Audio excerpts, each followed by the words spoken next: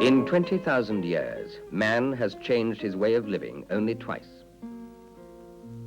The first was from hunting to farming, and although that change was fundamental, we were still a part of the natural world in which we had always lived.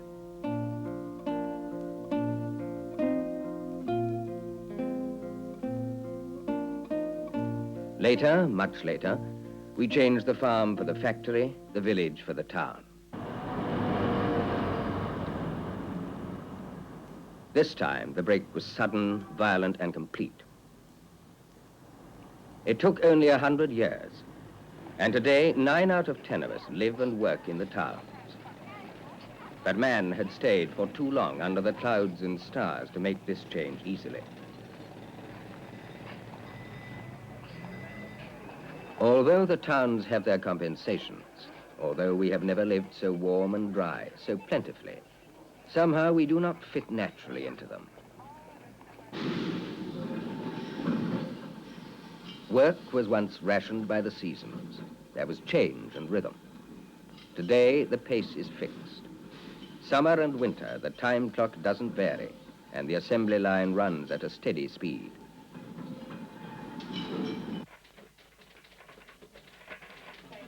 As industrialization becomes more efficient, so the work becomes more impersonal, more automatic. However much working conditions improve, the lighting more natural, the air purer, the human body, and particularly the human mind, were just not designed to be shut in all day at a desk or bench or counter.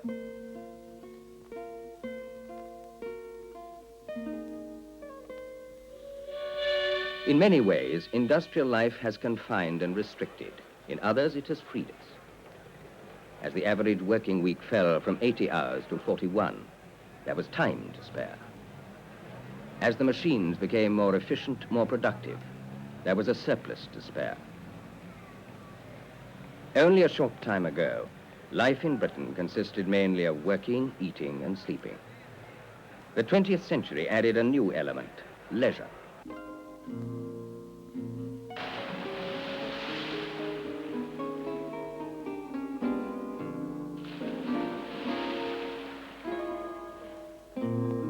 Leisure is highly individual. What's pleasant and right for age can be dull or frustrating for youth.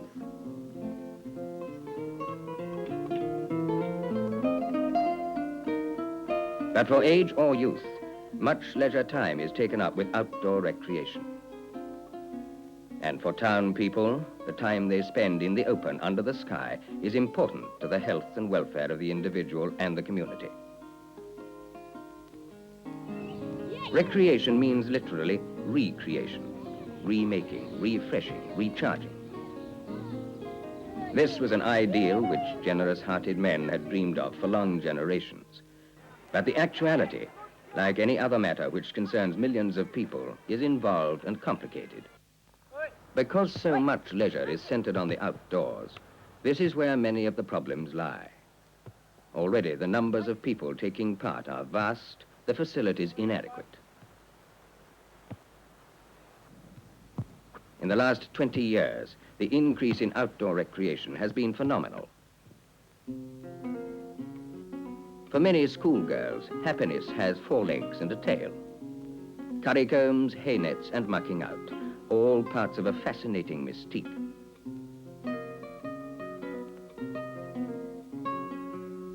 There are 1,200 riding stables, and 40 new ones are opened every year. 3 million men and women fish. The Birmingham Angling Association alone has 58,000 members and owns 600 miles of fishing rights. As many as 6,000 fishermen may compete in a single contest.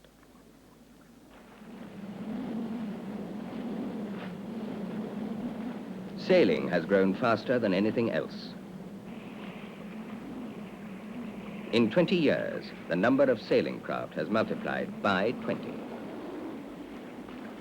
There's hardly a piece of water which doesn't have its club. 400,000 people sail. 1 million play golf. 60 drives for 6 shillings, and every week 3,000 people buy a basket. The range is open from 9 in the morning until 10:30 at night, every day of the year except one.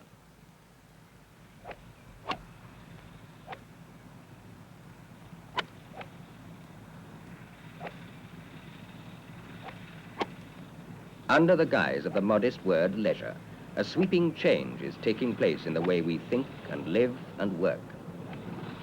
Economically, for example, leisure affects the whole life of the country. This one factory makes 10,000 dozen golf balls a week, and British golfers lose or wear out 7 million golf balls a year. But this is only one part of the golf industry. There are clubs, bags, trolleys, clothing, mowing machines. Maggots have little charm except for fishermen. A single maggot may land a specimen carp, even a national angling championship. 20 maggot factories sell up to £500,000 worth wholesale. These are the smaller industries. Over 50% of motoring in this country is for leisure, and the annual sale of cars to the domestic market before purchase tax is added is £500 million.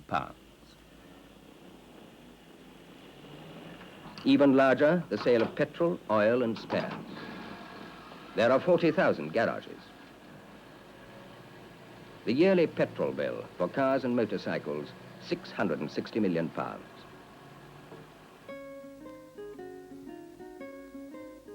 There's not a government department, a local council, an industry, which isn't in some way involved.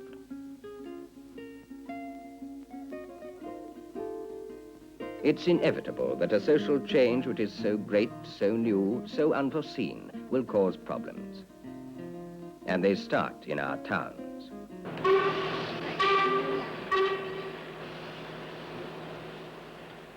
When Wren was building St. Paul's 300 years ago, he made plans for using the River Thames for leisure. But at that time, idleness was a sin, and it was inconceivable that space should be so misused. That's why our cities have grown as they have.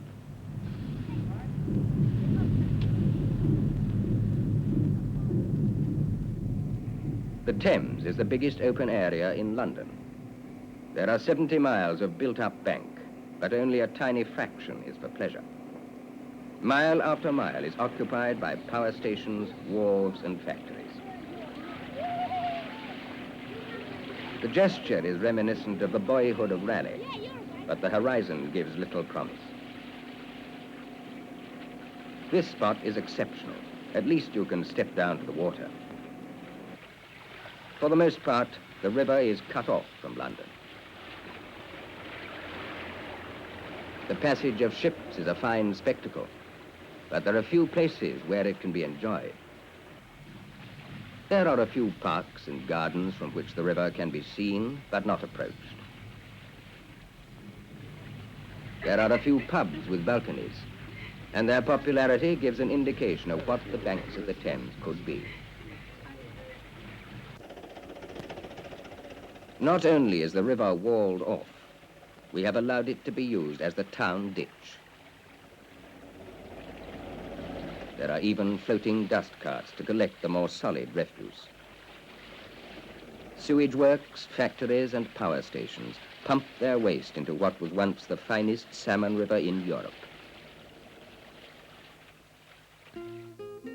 Below Tower Bridge, one of our few attempts at using the river for people.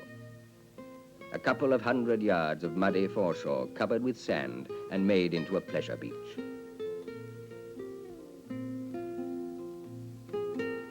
Twice a day, the tide washes it with polluted water. But such is the demand that on a fine afternoon there might be 1,000 children there.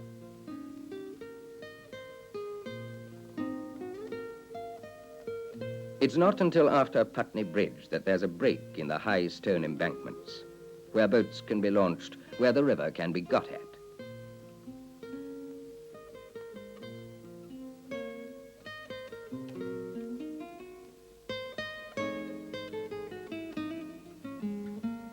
Eight million people live within reach of the Thames. For most of them, it's just a name. They never see it. And this is one of the first problems which leisure presents. We need to look with a cold eye at our towns. This is where people are. This is where most of the facilities will have to be.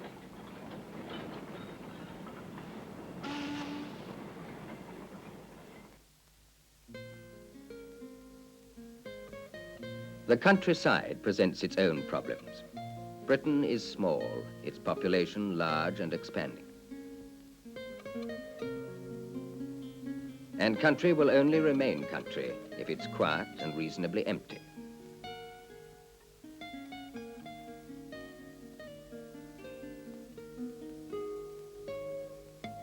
The Norfolk Broads were once just this. But the motor car put them within reach of 18 million people. Now the Broads have 1 million visitors a year.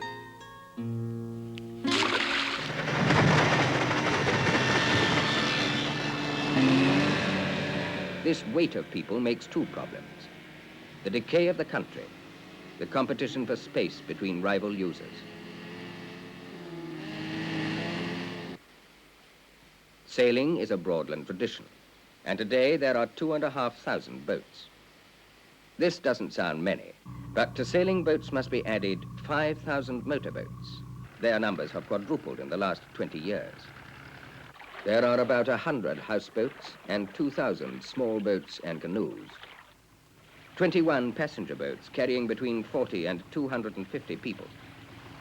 Finally, the cargo ships which use the river. In 15 years, boats of all kinds have increased from 3,000 to 9,000. And every year, people come in increasing numbers. In only 10 years, 35,000 fishermen became 75,000. In the confined waters of the Broads, speedboats are not compatible with fishing, water skiing with sailing.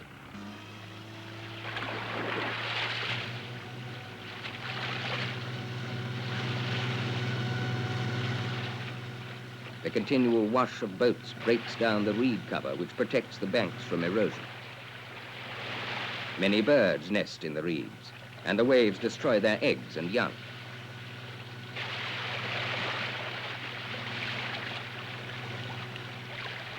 Once the reeds have gone, boats can be moored, and their continual bobbing wears the banks away. If a bank did go, it would flood the farms and villages around.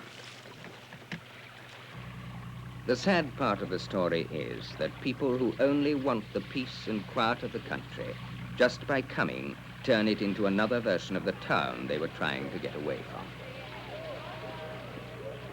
One thing is certain, that if we don't plan the use of the countryside, it will be spoilt for everyone.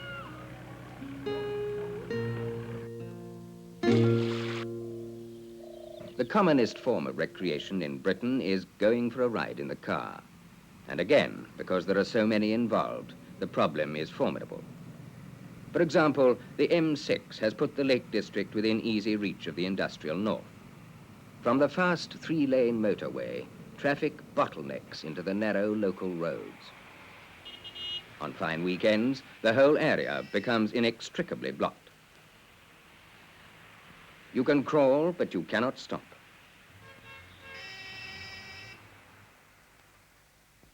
It's estimated that in Britain now, we need 10,000 5-acre picnicking sites where cars can pull in with ease and people can enjoy the view, have tea, and let the children play.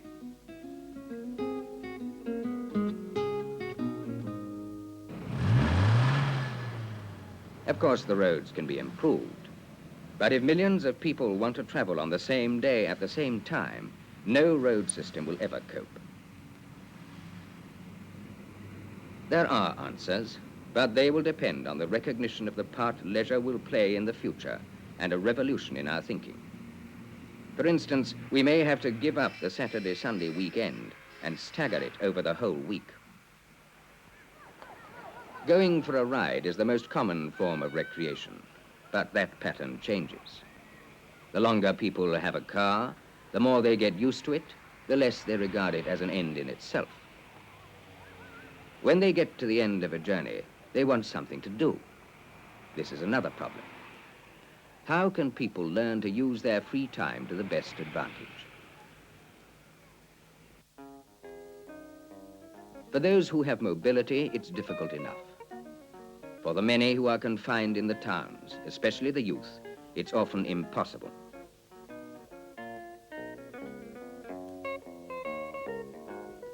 A report on outdoor recreation says, creative use of leisure can mean that latent energy is tapped, unused powers of body and mind and spirit are employed, and imagination works on fresh material.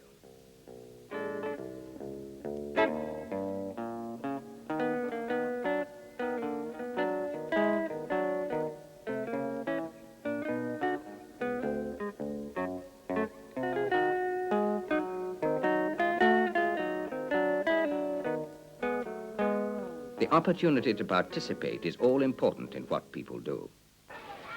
If they live close to a swimming pool, they will most likely learn to swim and enjoy all the pleasures that sun and water can give.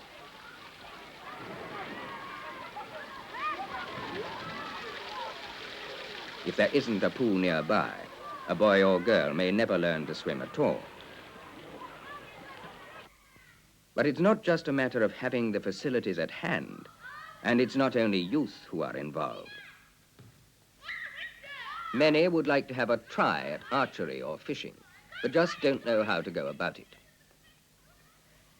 If these boys happen by chance to join the right youth club, where people know about such things as sailing or climbing, it could alter their whole lives. We shall have to realize that the full use of leisure time is an acquired skill, and that the teaching of it is as important as that of any other subject. The report on recreation adds, free time can be a blessing, it can also be a curse.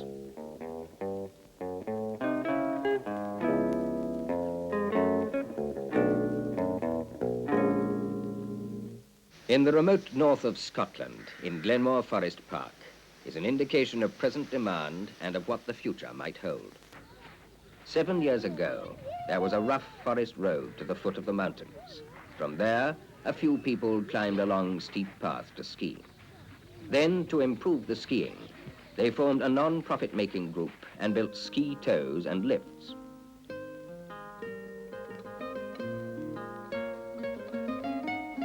The road was widened and extended to high on the mountain, topped by a car park.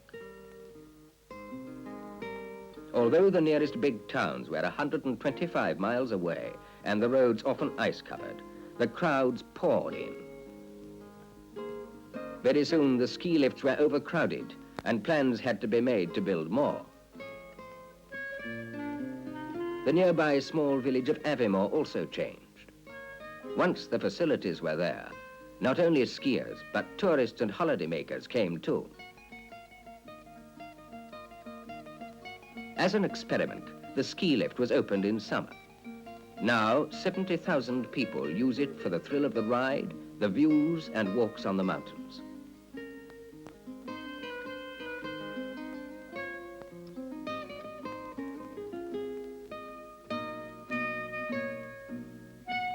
The camping ground was provided by the Forestry Commission. They owned Glenmore Forest Park and realized that forest land could be used for leisure as well as growing trees.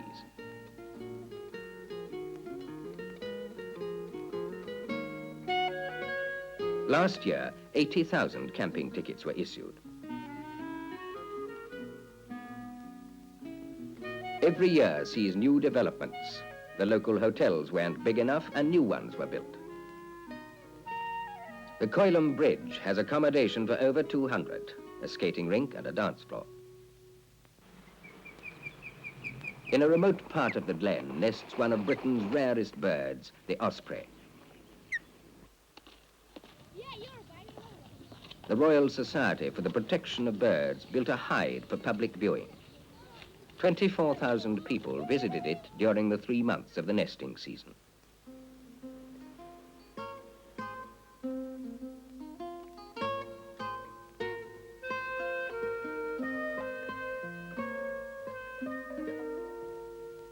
There's also the Evermore Center, the first of its kind in Britain. There are 2 hotels which sleep 200 people, chalets for another 250, restaurant space for 500, the first cinema in Evermore, shops and a ballroom. The center is designed for either good or bad weather. There's a heated swimming pool, an ice rink and bowling alley. But the emphasis is on the outdoors. There's a large ski slope of plastic brush matting where people can learn, summer or winter. You can take a course in fly fishing, or climb, hill walk, bird watch, canoe or sail. Adding skiers to campers to climbers to holiday makers, maybe 500,000 people come every year to this once lonely place. What has happened in the Evermore area shows how unpredictable the future of leisure is. People are only just beginning to find out about the things there are to do and what activity suits them. The government has become increasingly concerned and active in the problem of recreation and the outdoors. Legislation has been passed by Parliament setting up 2 countryside commissions, one for England and Wales and one for Scotland. But the real demand for facilities is near the big towns. Although we are short of space, there are 150,000 acres of ruined industrial land which could be reclaimed. There are hundreds of miles of abandoned railway tracks, which could be turned into long-distance walks, cycle tracks, bridle paths, and nature trails. The stations would make ideal hostels. There are the canals, 1,400 miles of them, through some of the most beautiful parts of the country. The government has already planned to spend £1 million a year to keep them open for cruiseways, fishing and walking. There are places like Drake's Island in Plymouth Sound, and although its setting is exceptional, it was just as much a ruin as any abandoned industrial site. For 400 years, the island was a fortress. When the army left, they blew up the buildings. With local initiative, it was turned into an adventure center for youth.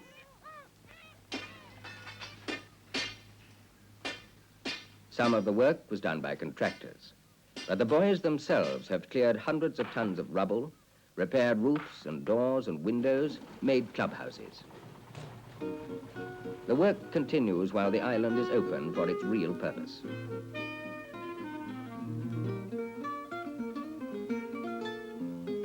Drake's Island is a good example of how waste land can be reclaimed. It's also a good example of how willingly youth cooperates if only there's an opportunity. But however effective local efforts are, from now onwards the problems are so great that they will be solved only by research, planning and finance on a national scale. In East London, planners are at work on the first major scheme for leisure. The Lee Valley runs for 23 miles from the Thames north to Hertfordshire. In 1966, by Act of Parliament, the Lee Valley Regional Park Authority was established. Its task, to create a new kind of park so big that it will take 15 years to complete and cost £30 million. The valley is a conglomeration of industry, agriculture, public utilities, and waste land. In many ways, it's an area which has been passed by. But its great advantage is that it's in the right place. 3.5 million people live within easy reach. The area around the valley is one of the most built-up parts of London. In places, there's only 1 acre of open space for every 2,000 people.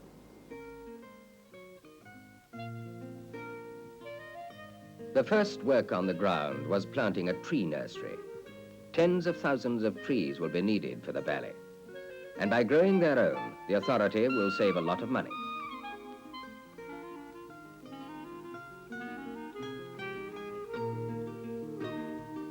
In 5 or 6 years, the trees will be transplanted and will shelter the amenities of the valley.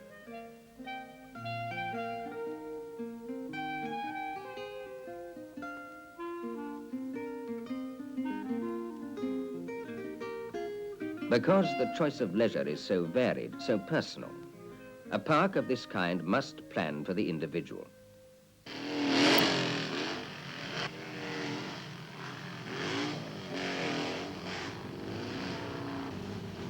Some young men want the violence and sound of motorcycle scrambles. The problem? Where to put them so that they won't disturb others. There are many problems and few precedents, and 150 clubs and societies have already been consulted. The valley has 7 miles of reservoirs, and past them, cable cars or monorails will carry people to the main recreational centers.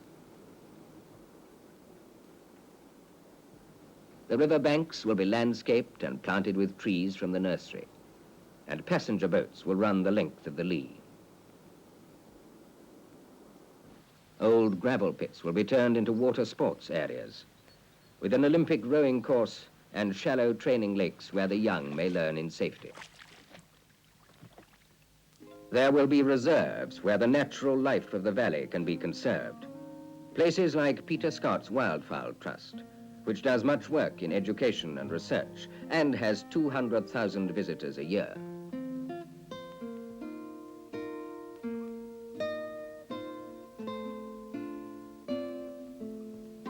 There will be open-air concert bowls, ornamental gardens, gardening centers, picnic areas, and recreational centers.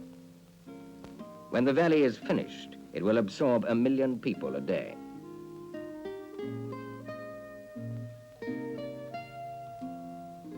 Important as the Lee Valley is in itself, its real importance may be that it's an acceptance of the fact that we're at the beginning of a major social change. That in the future, leisure is going to play as important a part in our lives as housing or education.